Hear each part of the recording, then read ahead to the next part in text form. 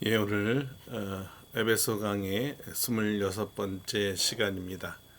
오늘은 에베소서 5장 19절 21절까지 말씀을 가지고 성령 충만의 결과들이란 제목으로 말씀을 증거하도록 하겠습니다.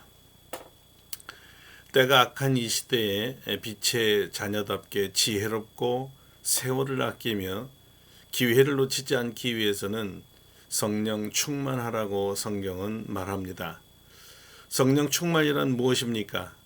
성령께서 가득 채워져 있는 상태입니다. 성령님으로 가득 채워졌다는 말은 성령님의 의지로 가득 채워졌다는 의미입니다. 성령님의 뜻에 완전히 순복한 상태를 말합니다. 자기의 뜻과 욕망이 다 사라지고 주님의 뜻으로 가득 찬 상태입니다. 성령 충만한 사람은 기쁨이 넘칩니다.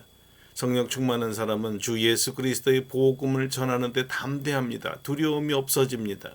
성령 충만하면 모든 것이 감사하게 생각이 듭니다. 성령 충만하면 주님이 기뻐하는 일만 하고 싶어 합니다. 오늘은 이 성령 충만한 결과 어떤 일들을 하게 되는가에 대해 좀 더 구체적으로 살펴볼 것입니다. 사도 바울에 의하면 3가지입니다. 성령 충만한 사람의 첫째 모습은 찬양입니다. 그 입술에 찬송이 그치질 않습니다. 찬송가에서 늘 이야기하듯이 내 영혼이 은총 입어 중한 재짐 벗고보니 슬픔 많은 이 세상도 천국으로 화하도다. 할렐루야 찬양하세. 내 모든 죄 사함 받고 주 예수와 동행하니 그 어디나 하늘나라. 그렇습니다. 성령 충만한 사람의 특징은 시와 찬송과 신령한 노래를 한다는 것입니다. 어떤 문학 장르를 통해든 하나님을 높이고자 하는 열망이 나타납니다. 여기서 시는 시편을 말하고 찬송은 하나님을 높이는 노래를 말하며 신령한 노래는 영어로 부르는 찬송을 말합니다. 바로 이 찬송의 특징이 서로 화답하는 데 있다고 합니다. 다시 말하면 공동체의 찬송을 말하는 것이지요. 솔리스트의 전문가적인 찬송 참 좋지요. 중창의 하모니도 멋집니다. 찬양대의 합장도 웅장하고 환상적입니다. 그러나 하나님이 가장 좋아하시는 찬송은 전 성도들이 하나님의 자녀들의 찬송입니다. 온 회중이 다 같이 부르는 찬송을 하나님은 제일 좋아하십니다. 찬송이 하나님께 올리는 노래로 드리는 기도인데 일부분의 특별한 사람의 기도라기보다는 모든 회중이 다 같이 드리는 곡조 있는 기도지요. 바로 이 공동체의 찬양을 하나님이 좋아하십니다. 찬송은 그 받으실 대상이 하나님이십니다. 그런데 누구는 찬송하고 누구는 듣는 청중이 되는 것이 아니라 모두가 찬송하는 사람이 되어야 합니다. 그리고 찬송할 때 가장 중요한 점은 마음을 다하여 노래하는 것입니다. 하나님을 높이며 자랑하는 찬송에 마음이 빠지면 진정성 있는 찬송이 되지 않습니다. 마음에도 없는 빈말이 되기 때문입니다. 찬송을 발표회나 자랑거리로 생각하는 분들이 더러 계십니다. 묘하게도 회중 찬양 때에는 교회 천장을 울릴 그 우렁찬 목소리가 목이 날아가는 소리만큼 작아지는 경향도 있지요. 왜냐하면 나 하나쯤 소리내지 않아도 되겠지라는 생각 때문에 힘을 다해 정성을 다해 찬양하지 않을 수 있습니다. 그래서 그런지 입만 뻥긋뻥긋 한다든가 아예 입을 다문 분도 간혹 있지요. 다 마음으로 하지 않는 찬송입니다. 성령 충만한 분들은 그럴 수가 없습니다. 우리 하나님을 찬양하는 것이 최고의 기쁨인데 어떻게 입만 뻥긋뻥긋 할 수 있을까요? 찬송을 장기 자랑으로 생각해서도 안 되지만 아무 감정도 없는 노래가 되어서는 안 됩니다. 주님의 사랑을 느끼며 믿음으로 드리는 노래가 되어야 합니다. 표정이 없는 분들을 볼 수 있습니다. 가사와 전혀 다르게 얼굴이 반응하지요. 가사는 분명 내 마음속에 참된 기쁨이 있네. 부르고 있지만 얼굴엔 수심이 가득 차고 어떨 때는 화가 난 얼굴일 수도 있습니다. 마음으로 찬송이 안 된 상태지요. 성령 충만하지 않는 모습입니다. 성령 충만한 사람은 기쁨이 넘치기에 찬송에 힘이 넘칩니다. 즐겁습니다. 표정이 해처럼 밝습니다. 마음이 전달됩니다. 구속의 주님을 찬양할 때 감격의 눈물을 흘리는 모습을 보면 저분이 얼마나 주님을 사랑하기에 감격적인 눈물을 다 흘릴까 마음과 마음이 부딪힙니다. 그 사랑이 이심전심으로 전달되어 감동이 전달되는 것이지요. 382장 너 근심 걱정 말아라 주 너를 지키려는 찬송 아시지요? 너 근심 걱정 말아라 주 너를 지키리 주 날개 밑에 거하라 주 너를 지키리 주 너를 지키리 아무 때나 어디서나 주 너를 지키리 늘 지켜주시리. 이 곡은 이렇게 생겼다고 합니다. 1904년 미국에 마틴 목사 부부가 있었는데요. 9살 된 아들과 함께 뉴욕 성경학교 교장인 존 데이비스 댁을 방문했을 때였습니다. 그곳에서 어느 주일 마틴 목사는 설교 의뢰를 받았습니다. 그런데 부인이 병으로 눕게 되어 마틴 목사는 설교를 못하겠다는 전화를 걸려고 했습니다. 이때 어린 아이들이 말했습니다. 아빠, 하나님께서 오늘 아빠가 설교하시기를 원하신다면 아빠가 없는 동안에 하나님께서 친히 엄마를 돌보실 것이라고 생각하지는 않으세요? 어린 아이들의 이 믿음의 말에 마틴 목사는 큰 감동을 받고 설교를 하러 집을 나섰습니다. 이윽고 마틴 목사가 돌아오자 마틴 여사는 자신이 쓴 시를 보여주었습니다. 마틴 목사는 곧 이 시에 곡을 붙였고요. 그날 밤 마틴 여사 병상 주변에서 조그마한 가족 음악회가 열렸습니다. 물론 곡은 너 근심 걱정 말아라였고요. 얼마나 감동적이었을까요? 이렇게 마음을 다해 믿음으로 주님의 사랑을 노래할 때 가슴 찡한 감동과 기쁨이 있습니다. 우리 다 같이 한번 이 감동적인 찬송 1절을 함께 부르지 않겠습니까? 382장입니다. 너 근심 걱정 말아라 주 너를 지키리 주 날개 밑에 거하라 주 너를 지키리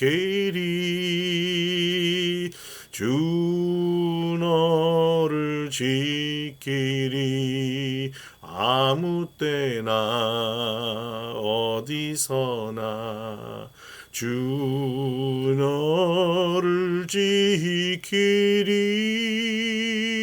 늘 지켜주시리.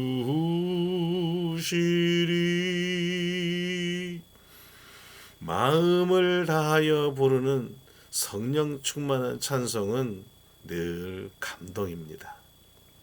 감동적인 찬송이 여러분 입술에서 24시간 계속되기를 축원합니다. 다윗은 하루에 7번 찬송한다고 했지요. 하나님을 사랑하는 분은 이와 같이 늘 찬송합니다. 병상에서도 찬송하고요. 일터에서도 찬송하고요. 거리에 거닐면서도 찬송하고요. 숲속에서도 찬송합니다. 둘째, 성령 충만한 사람들의 특징은 하나님께 범사에 감사합니다. 바울은 범사에 감사라는 말을 참 좋아하는 분이었습니다. 왜 감사할 수 있는가 하면 성령 충만하기 때문이라는 것입니다. 다른 표현으로는 예수님 때문입니다.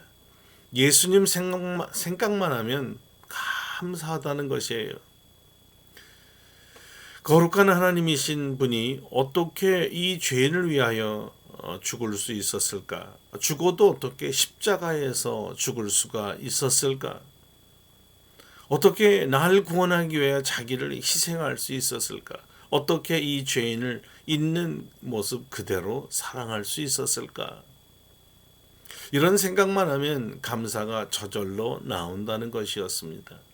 그래서 빌립보 교회에 보내는 편지에도 자신은 비록 감옥에 있지만 기뻐하고 기뻐하니 너희도 기뻐하라고 한 것이죠. 자신이 빌립보 사람들을 전도하려다가 애매하게 빌립보 감옥에 갇혔을 때에도 매를 맞아 터져나온 살과 피투성이 속에서도 감사의 찬송을 불렀던 것을 그는 기억했을 것입니다. 어떻게 이런 상황에서 찬송과 감사가 있을 수 있었을까? 바로 예수님 때문이라고 합니다. 나 같은 죄인을 일꾼 삼아 주신 주님만 생각하면 감사하다라는 거예요. 이미 죽은 목숨인데 살려주신 것도 감사하고 주님을 위해서 쓸모없는 사람인데 사명을 맡기시니 몸둘 바를 모르겠다는 것입니다. 성령 충만한 분은 예수님 때문에 하나님께 감사합니다. 자기를 위해 우리 구주 예수님을 보내신 하나님 아버지께 감사밖에 더 드릴 것이 없습니다. 디모데에게 보낸 편지 중에 바울의 감사의 말입니다. 나를 능하게 하신 그리스도 예수 우리 주께 내가 감사함은 나를 충성되이 여겨 내게 직분을 맡기심이니 내가 전에는 비방자여 박해자여 폭행자였으나 도리어 긍휼을 입은 것은 내가 믿지 아니할 때에 알지 못하고 행하였음이니라. 성령 충만하면 모든 것이 감사합니다. 그리고 바울은 항상 감사하라고 했습니다. 어떤 특별한 경우나 특별한 때만 감사하는 것이 아니라 언제나 어떤 상황에서도 감사하라고 합니다. 이런 이야기가 있습니다. 어떤 유대 랍비가 당나귀를 타고 닭 한 마리와 그리고 등불과 천막을 싣고 여행을 떠났습니다. 해가 저물어 천막을 치고 나귀와 닭은 천막에 묶어 놓았습니다. 닭을 가지고 다니는 이유는 꽃기호하고 아침을 알려주는 시계 역할을 하기 때문이었다고 합니다. 천막 안에서 등불을 켜고 성경을 보는데 갑자기 강한 바람에 등잔이 넘어지면서 그만 불이 꺼져 버렸습니다. 할 수 없이 성경을 덮고 기도하고 잤습니다. 그런데 아침에 일어나 보니 밤사이에 맹수가 천막에 묶어놓은 나귀와 닭을 잡아가 버렸습니다.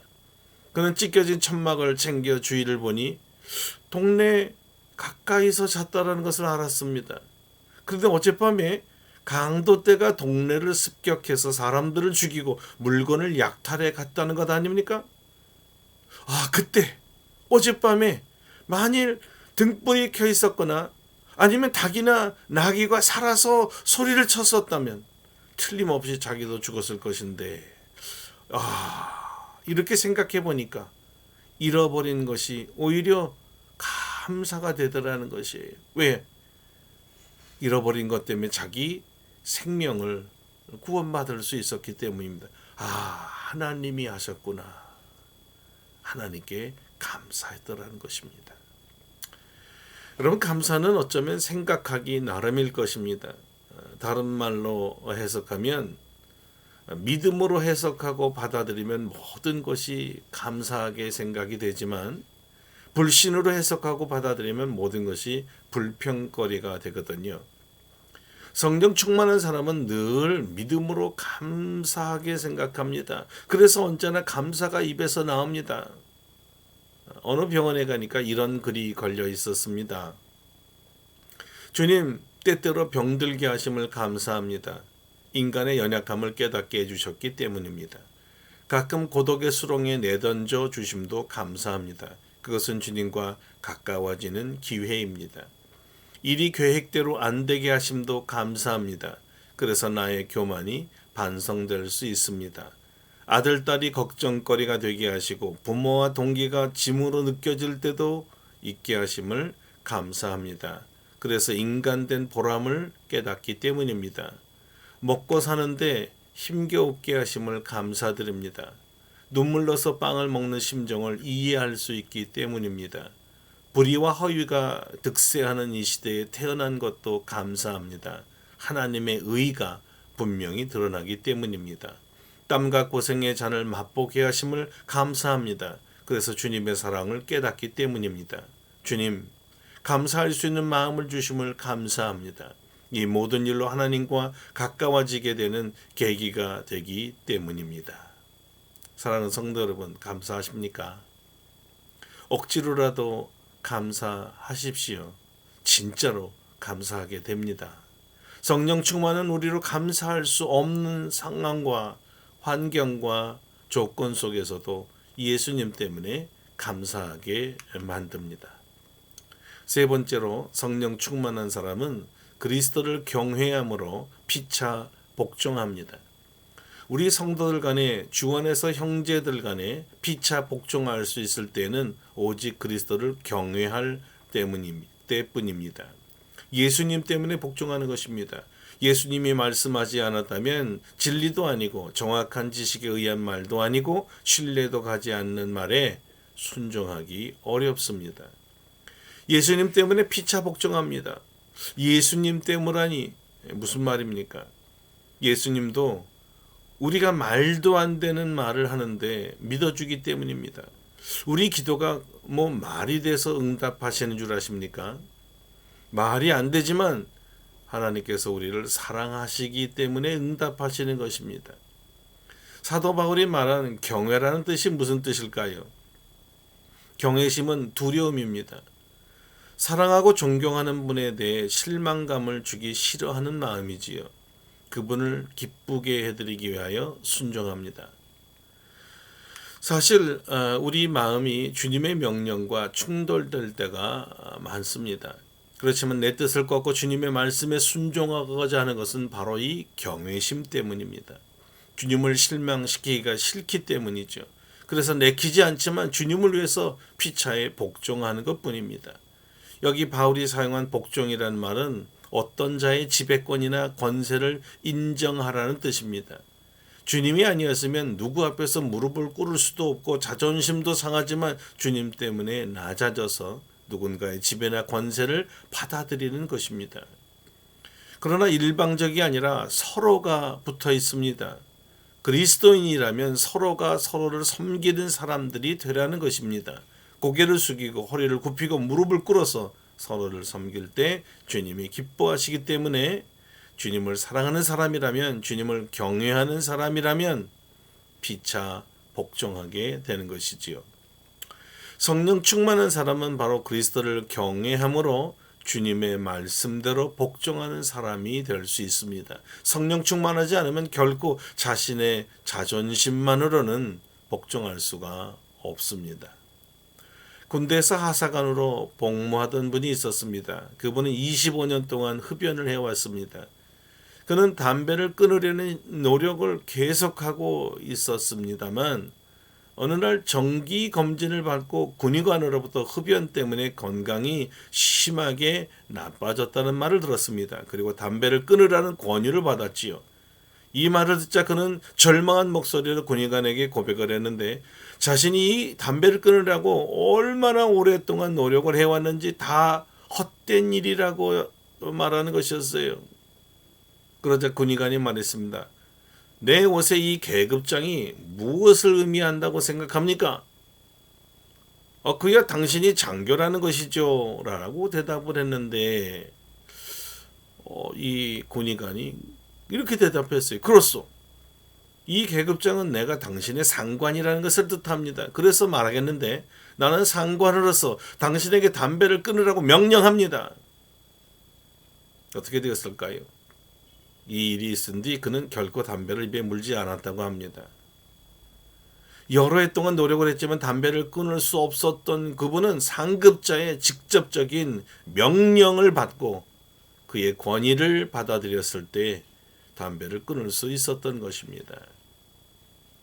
이것은 예수 그리스도를 경외하는 성령 충만한 그리스도인에게도 마찬가지입니다. 우리는 우리의 대장이신 주님으로부터 말씀에 순종을 할 명령을 받고 있습니다.